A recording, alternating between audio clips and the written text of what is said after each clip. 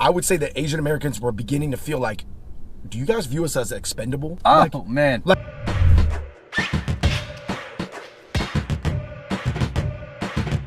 What's going on, guys? David and Andrew here. I hope you guys are maintaining some social distance. What up? Today we've got some serious things to talk about, some positive things to talk about. Yup. But positive news first. Okay, on the positive side, the Fung Bros as a channel, we are going to be donating $3,500 amongst two charities that are helping aid people during the crisis right now. So the first charity is going to be helping healthcare professionals get the safety equipment that they need to do their job properly and to keep them safe, because you know a lot of people are short on supplies right now. The second charity is actually going to be help feeding kids who are coming from low-income families right now who have trouble getting food, because you know there's a lot of people in need. We got an online store called Hype to Help where you can cop some items, and then 100% of those proceeds are gonna go to charity. $17.50 to each of these charities. We gotta get into some complicated but important topics. Woo! One of the things that we want to accomplish here is to actually start a real dialogue about this. Let me just preface this video. We are not being negative towards anyone. We're just calling it how we see it. So for you guys, we have two different lists today. The first list is 3 thoughts on the anti-Asian racism surrounding the coronavirus. And then the second list is 3 ways to combat racism. Yeah. Actionable items.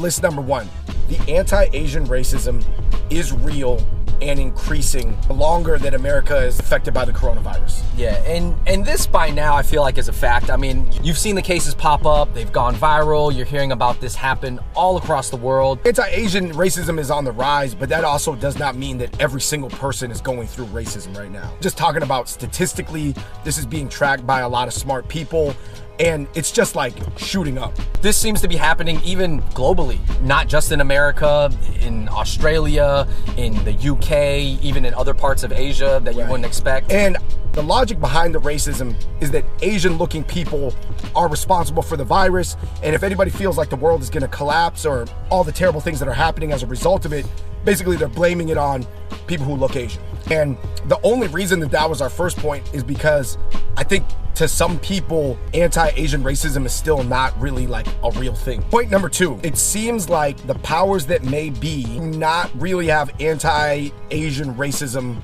as a top priority right now. By the way, I do acknowledge that recently the administration came out and said, don't target Asian Americans, they're great people. Very important that we totally protect our Asian American community in the United States and all around the world. They're amazing people, and the spreading of the virus is not their fault in any way, shape, or form. No, he said Asian Americans. Right.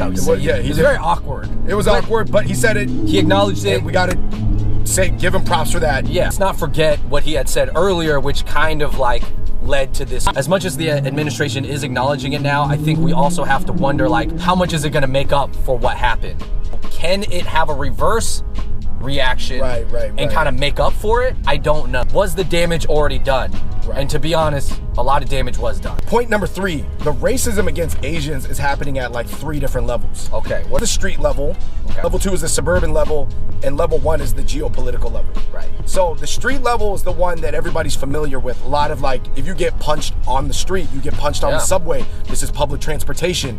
That's just like walking out. I mean, I think these are the most like brutal and surprising videos that people have seen. Like, these are the ones that are shocking. These are the ones going viral. These are the ones that are getting people really, really angry, which I totally understand. I mean, I was angry seeing some of that too. So depending on what neighborhood you're living in right now in America, I know some of my friends, especially that are living on the East Coast, they don't want their mom to walk to the store by herself, especially if she's got a mask and gloves and protective gear on. Just a really, really bad situation. Level 2 is more of the suburban level.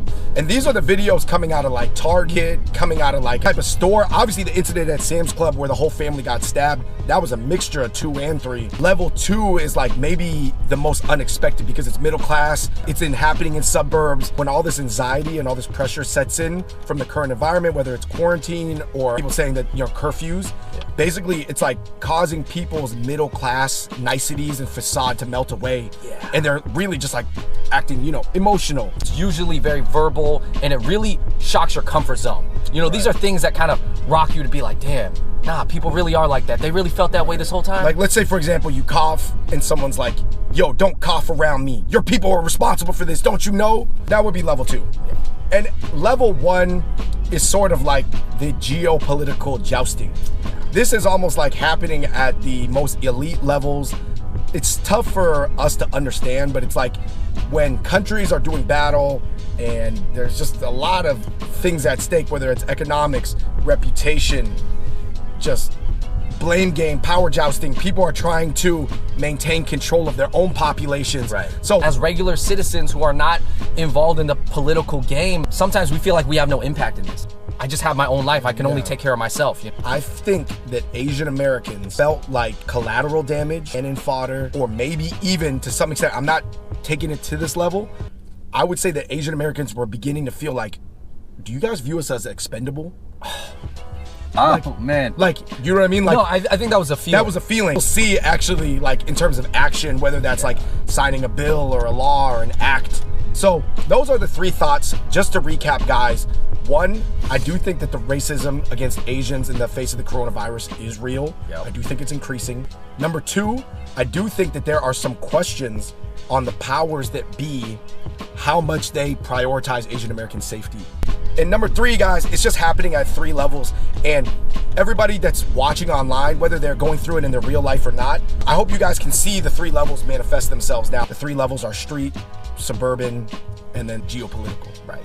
Anyway, Andrew, how can we combat it? What are 3 thoughts that we have to combat the racism?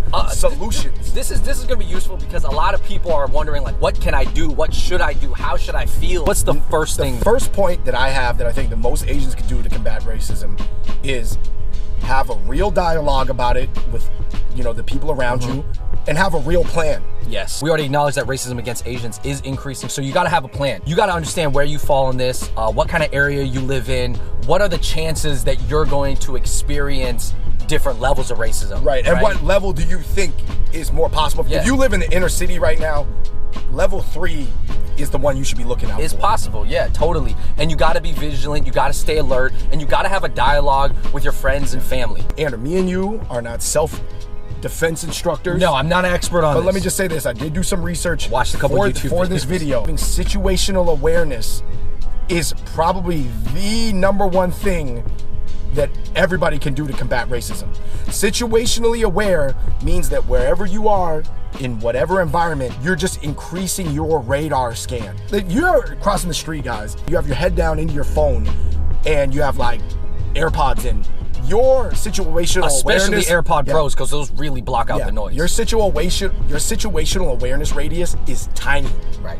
You need to have your head up, be scanning, and just know what's around you, what's coming in, what's coming out of the environment. You need to get your radar shield range way out further. Yeah, just to have a plan and not panic, okay? Just have a real dialogue and have a real plan, guys. Like sending memes and stuff or sending videos to each other being like, oh man, that's messed up. Right. That's not gonna happen to me. Those are all human reactions, but those are actually not plans. Yes.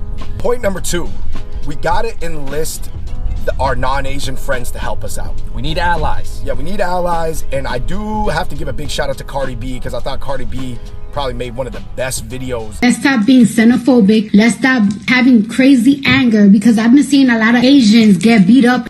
And it's crazy to think, you know, I'm just referencing Cardi B like it's a college paper, but like, It's very important to have people like her because she has reach to people that Asians cannot necessarily speak to, or maybe are not listening to any Asians at the moment. And as much as Asians amongst ourselves are talking about, oh, don't do this to Asians, don't do this to Asians, it's true that that might be in an echo chamber somewhat, you know, so you need to get that message out of the bubble, out of the echo chamber and into the rest of the world so that it can affect other people. number 3, Andrew, our last piece of advice that we thought of to combat anti-Asian racism is find a role that fits your skill set.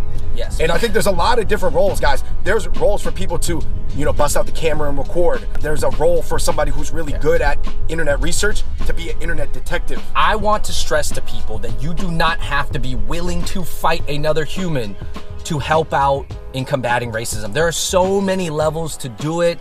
Internet detective, let's say you want to stay mostly on the internet, stay out of harm's way. Listen, there's a lot of stuff you can do on the internet. It's very powerful now. And I got to give a shout out to all those Instagram or Twitter accounts like Jackfruit, Next Shark, and stuff like that. all those guys, you know. Let's say you see something racist happen, not to you, but to somebody in the street, record it, report it, bust your phone out. you know, send it to the right people. You don't even want to deal with any of the negativity at all, Andrew. I think that there's a great role for somebody who just wants to do good works and highlight good works that Asians are doing to combat the coronavirus. Exactly. Now, let's say you don't like confrontation at all. You're not ready for that. You're not equipped to do that. That's totally fine. What you can do is highlight, repost good things that people are doing. There's just so many ways people can help. Be in constant communication with each other, share supplies, share knowledge, and it doesn't always have to be just about Asians. Like we're saying, you can be doing good things for anybody. We're not donating $3,500 just to Asian doctors. It's to any doctor, anybody, any healthcare professional that is helping us get through this crisis. Not just Asian kids, we're donating to any kid. We are trying to fight the virus, not other humans right now, guys. Now is the time that, you know, we can really make a difference, really flatten this curve. As much as we want to flatten the racism against Asians curve, that's another curve we got to worry about. I mean, first and foremost, humans got to help flatten this curve of the virus. So, and teamwork makes the dream work, guys. Plan. And the dream is to actually get rid of the coronavirus right now. The dream is not to find somebody to blame for the coronavirus. In the comments down below, let us know what are some other tips and plans that you guys have for yourselves and how else you guys are preparing. Go ahead, share your stories in the comments below. It's just good to have just a lot of people talking about it, you know. Definitely, guys, check out Hype to Help. It is our online shop right now. We're selling Bape, Supreme, Stone Island, all that stuff. 100% of the proceeds, again, are going to 2 charities, okay? All right, you guys, thank you so much for watching. Again, we're gonna do more of these videos from the car. Social distancing. Until next time, Fun Bros, we out. Peace.